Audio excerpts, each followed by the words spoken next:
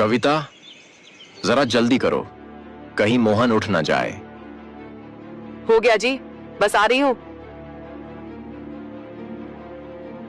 हे भगवान, मोहन की रक्षा करना। अब हमारे पास मृत्यु के अलावा दूसरा कोई रास्ता नहीं है। मोहन सिर्फ 8 साल का था। मोहन, मेरे बच्चे, मेरे लाल, अपना ख्याल रखना और हम दोनों को माफ कर देना। हमारे पास इसके अलावा दूसरा कोई रास्ता नहीं है। इतना कहकर कविता और रामू दोनों नदी की ओर जाने लगते हैं। कुछ देर में वे दोनों नदी के पास पहुंच जाते हैं। कविता, घर में कुछ छूटा तो नहीं है? नहीं जी, घर में कुछ भी नहीं छूटा है जिससे मोहन को पता चल सके। इसके बाद रामू और कविता दोनों नदी में छलांग लगा देते हैं और वहीं अपनी जान दे देते हैं। अगली सुबह। माँ, ओ माँ, कहाँ हो? चलो मुझे जल्दी से खाना दे दो, बहुत जोरों की भूख लगी है। मोहन अपनी माँ को बुलाता है, लेकिन जब कोई जवाब नहीं मिलता तो वो उठकर रसोई में जाता है। अरे माँ यहाँ भी नहीं है, इतनी सुबह सुबह कहाँ चली गई? मोहन परेशान हो जाता है और पूरा घर में ढूंढता है, लेकिन जब उसे घर में कोई नहीं मिलता है तो उसे चिंता होती है। इसके बाद वो पड़ोस में जाकर अपनी माँ के बारे में पूछता है। रघु चाचा, मेरी माँ को देखा है क्या? पता नहीं इतनी सुबह सुबह कहाँ चली गई। नहीं मोहन, मैंने तुम्हारी माँ को नहीं देखा। ठीक है रघु चाचा। मोहन उदास होकर अपने घर लौट जाता है और आंगन में बैठ जाता है।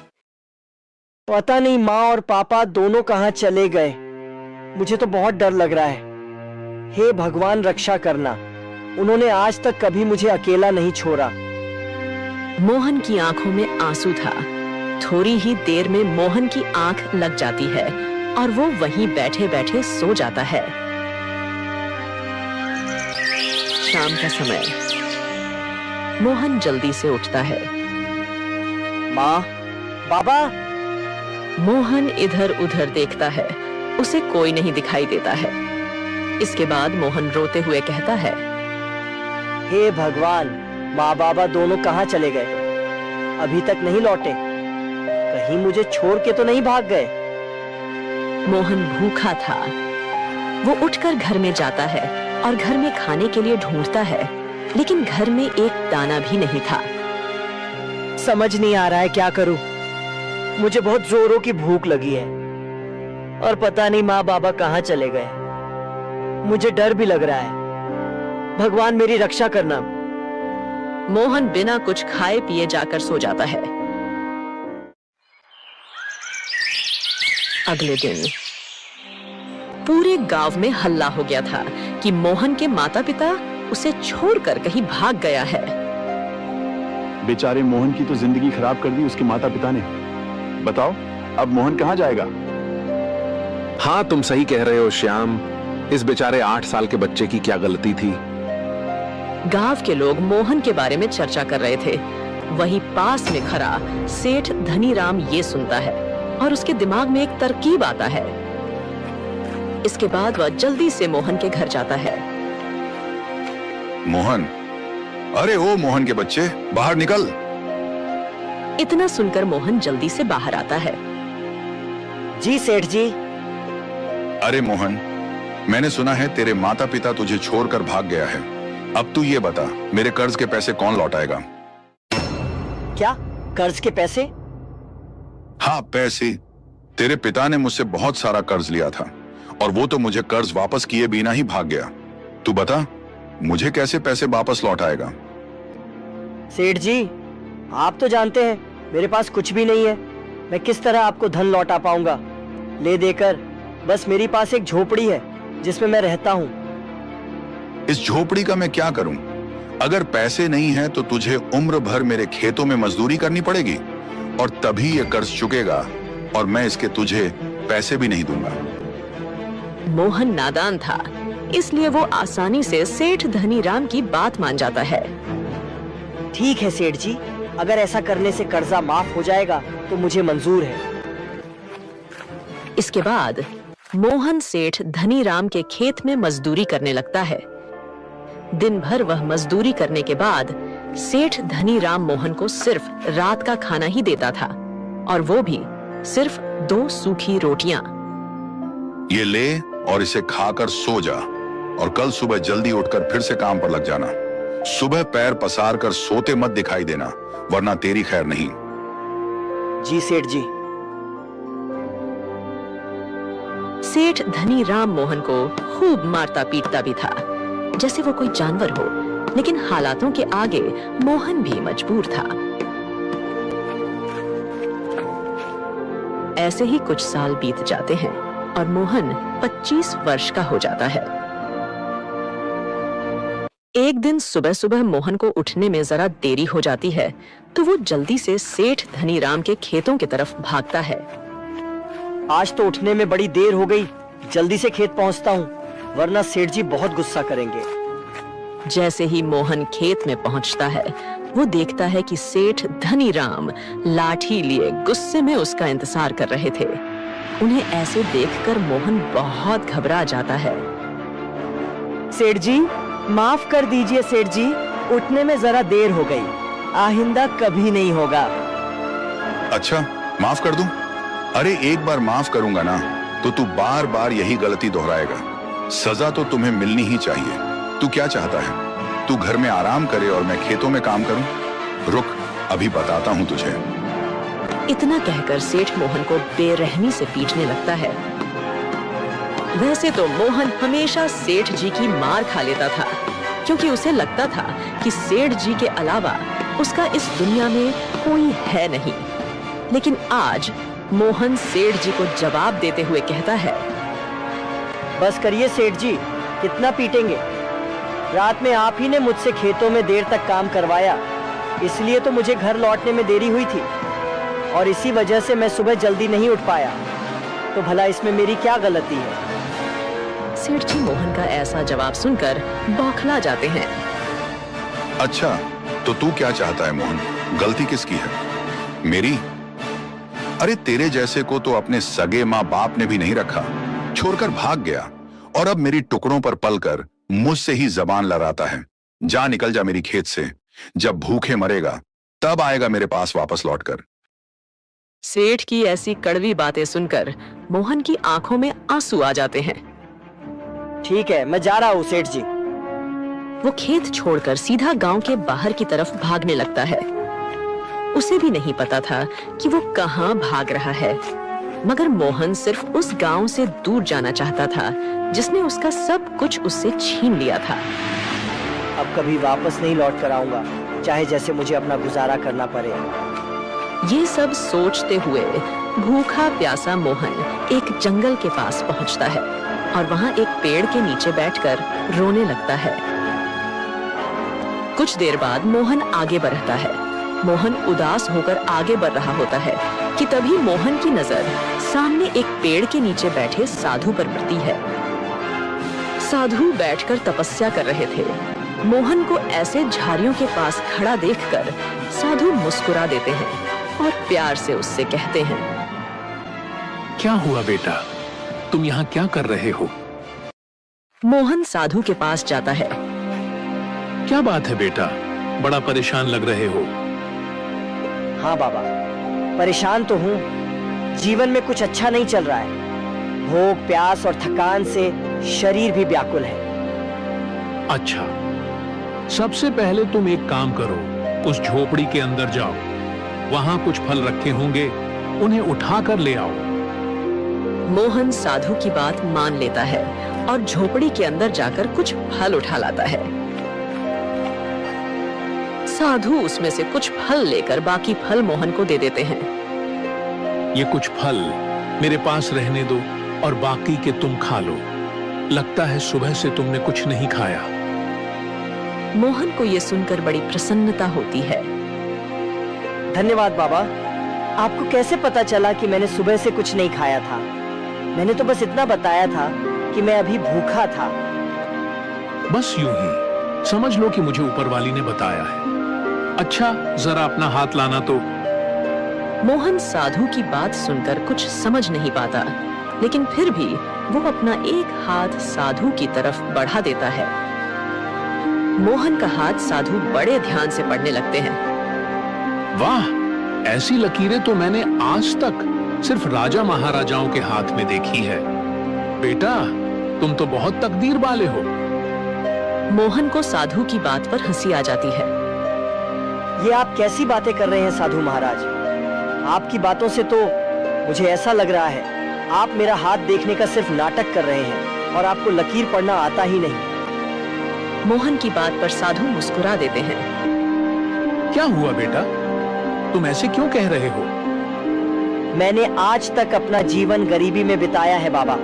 मेरे माता पिता भी मुझे छोड़कर भाग गए हैं। जीवन भर उस सेठ ने मुझे मारा पीटा। अरे मेरी जैसी किस्मत तो किसी की ना हो। और आप कहते हैं मेरी लकीर महाराजाओं जैसी है और मैं बहुत तकदीर वाला हूँ। ये सब सुनकर साधु महाराज फिर से मुस्कुरा देते हैं। बेटा, तुम चिंता मत करो, तुम्हें जल्दी मेरी बातों पर यकीन हो जाएगा। मेरे ख्याल से तुम्हें यहाँ से पश्चिम दिशा की तरफ जाना चाहिए और ये फल अपने साथ ले जाओ, रास्ते में तुम्हारे काम आएंगे। इसके बाद मोहन साधु के दिए फल लेकर पश्चिम दिशा की तरफ चलने लगता है। शाम होते होते जंगल का रास्ता खत्म हो जाता है और मोहन को एक गांव दिखाई देता है। गांव देखकर मोहन को बड़ी खुशी होती है। आखिरकार गांव आ गया। मुझे कम से कम जंगली जानवरों के बीच जंगल में नहीं सोना पड़ेगा। कितना डरावना जंगल था वो। लेकिन अब मुझे रहने के लिए कोई जगह ढूंढनी पड़ेगी। मोहन गांव में इधर उधर किसी काम और जगह की तलाश में भटकने लगता है कि तभी उसे हीरालाल नाम के एक आदमी की मिठाई की दुकान नजर आती है। हीरालाल एक बूढ़ा आदमी था और सभी ग्राहकों से बड़े प्यार से बात कर रहा था। मोहन को देखकर वो उसे कहता है, अरे क्या हुआ बेटा, कौन सी मिठाई चाहिए तुम्हें? आज से पहले तुम्हें कभी देखा नहीं। तुम इस गांव के लगते नहीं हो। जी वो नहीं, मैं इस गांव का नहीं हूँ और मुझे कोई मिठाई नहीं चाहिए। क्या मुझे आपकी दुकान में अभी कुछ काम मिलेगा? बदले में आप मुझे बस आज रात गुजारने के लिए जगह दे दीजिए। अच्छा ठीक है, तुम ये सब मिठाई के खाली डब्बे संभालने में मेरी मदद कर दो। मैंने मेरे निकम्मे बेटे अनुज को कितना बुलाया, लेकिन वो आया ही नहीं। मोहन बड़े मन से हीरालाल की मदद करने लगता है। हीरालाल को भी मोहन से बात करके बड़ा अच्छा लग रहा था। रात होते ही हीरालाल मोहन को अपने घर ले जाता है, जहां पर सिर्फ हीरालाल और उसका बेटा अनुज अकेले रहते थे। अनुज की माँ का बहुत पहले ही देहांत हो गया था। अरे पिताजी, ये किस भिखारी को उठाकर ले आया आप? तमीज से बात कर अनुज, ये मोहन है। आज रात ये यही रुकेगा। इसने आज मेरी बहुत मदद की है। और तुम क्यों नहीं आए थे दुकान पे? आज कितना काम था? अरे ओ पिताजी, मैं थोड़ा व्यस्त था। हाँ, सब जानता हूँ तू कितना व्यस्त रहा होगा। अरे अपने दोस्तों के साथ घूमने निकल गया होगा। खैर, ये सब छोड़ो, मैं जल्दी से खाना बना देता हूँ। नहीं, आप रहने दीजिए। खाना मैं बना दूंगा। आपने मुझे यहाँ रुकने दिया है, वही बहुत है। सच में तुम खाना बना दोगे? हाँ, जरूर। और देखना, आपको मेरे हाथ का खाना ना बहुत पसंद आएगा। इसके बाद मोहन हीरालाल और उसके बेटे अनुज के लिए स्वादिष्ट खाना बना देता है। वाह, क्या खुशबू आ रही है। आओ मोहन, तुम भी बैठो। हम सब साथ ही बैठकर खाते हैं। क्या? मैं आपके साथ? हाँ, और क्या, आओ। मोहन जब ये देखता है कि हीरालाल उससे इतने प्यार से बात कर रहा था, तो उसके आंखों में आंसू आ जाते हैं और वो उन्हें गले लगा लेता है। क्या हुआ बेटा, ऐसे भावुक क्यों हो रहा है? बहुत अरसे के बाद किसी ने मुझे ऐसे प्यार से बात किया है, इसलिए मन थोड़ा भावुक हो गया। चलिए, आप सब साथ में भोजन करते हैं। इसके बाद वो सब साथ में बैठकर भोजन करते हैं। अगले दिन सुबह सुबह मोहन जल्दी उठ जाता है और सबके लिए नाश्ता भी बना देता है। आज उसे बड़ा अच्छा लग रहा था और ऐसा महसूस हो रहा था कि मानो ये उसकी जिंदगी की एक नई शुरुआत हो। सेठ जी उठ जाइए, मैंने आपके लिए नाश्ता बना दिया है और अनुज सेठ को भी उठा दीजिए। क्या खुशबू है चाय की! वाह! अरे तूने तो मेरा दिल ही खुश कर दिया मोहन। ऐसे तो सिर्फ मेरी पत्नी ही मुझे नाश्ता बनाकर खिलाया करती थी। तूने तो मुझे उसकी याद दिला दी। और हाँ, ये क्या सेट लगा रखा है?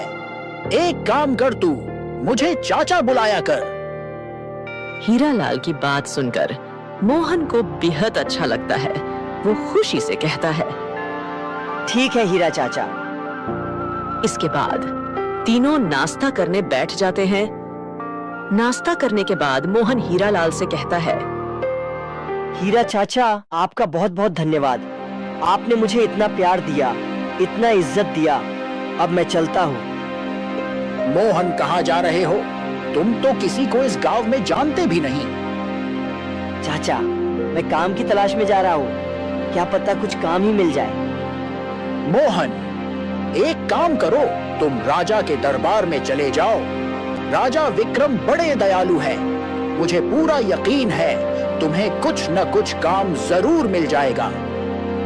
ठीक है हीरा चाचा, मैं सबसे पहले राजा विक्रम के दरबार में ही जाऊंगा। इसके बाद मोहन हीरालाल की आशीर्वाद लेता है और राज्य दरबार की ओर जाने लगता है। रास्ते में एक घना जंगल पड़ता है।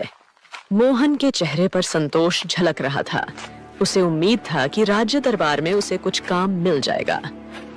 मोहन जल्दी जल्दी राज्य दरबार की ओर बढ़ रहा था कि तभी उसे सामने एक मरा हुआ पक्षी दिखाई देता है।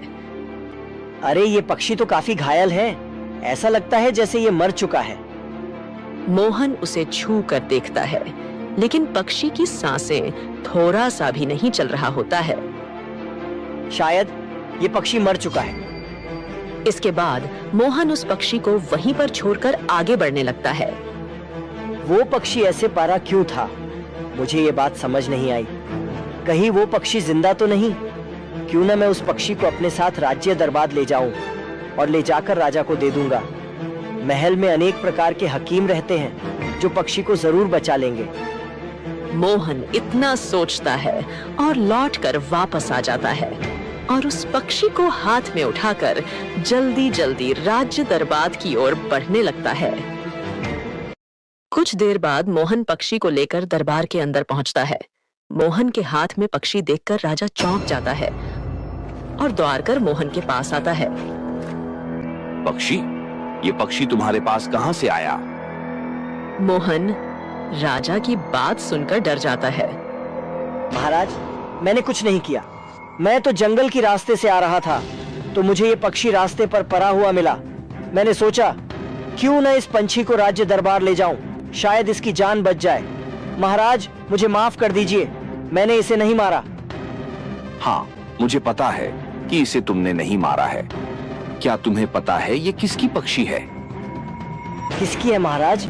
मुझे नहीं मालूम, मैं तो इस गांव का भी नहीं हूँ। ये पक्षी यहाँ के राजकुमार रवि का था, जो कि मेरा इकलौता पुत्र था। और तुम्हें पता है वो राजकुमार कौन है? मोहन डरते डरते कहता है, कौन है महाराज? वो राजकुमार तुम हो। तुम बचपन में खेलते खेलते जंगल में गुम हो गए थे। मैंने तुम्हें कहाँ नहीं ढूंढा, लेकिन मुझे उम्मीद था कि तुम एक दिन जरूर लौटोगे।